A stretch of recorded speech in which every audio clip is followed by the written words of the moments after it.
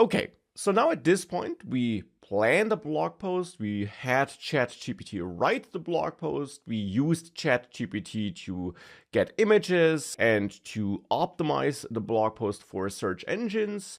You also learned how you can use ChatGPT to get this blog post in Markdown format, though whilst trying to do that, you of course also learned about some ChatGPT limitations and problems you might be facing.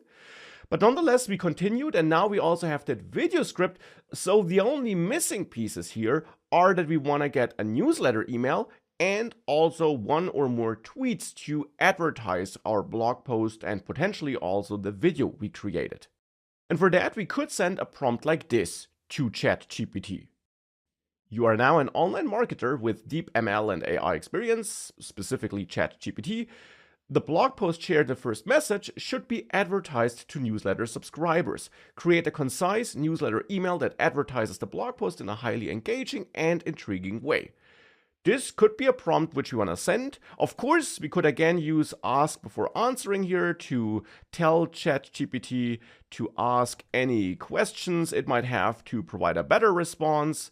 But here, I'll just send this request like this message like this, and it therefore goes ahead and gives me such a newsletter email, which in the end picks up the content of the blog post it generated before, and which then could be used like this, or again as a starting point and be improved manually, so that we can then thereafter send it to our newsletter subscribers, for example. And that's of course also not necessarily something new. You learned that you can use ChatGPT for drafting and generating emails before. But seeing this entire process, where we use ChatGPT to generate the blog post, then the video script, and then get an email, a newsletter email for that blog post, of course also hopefully shows you to which extent ChatGPT can make you more productive and can improve your day-to-day work.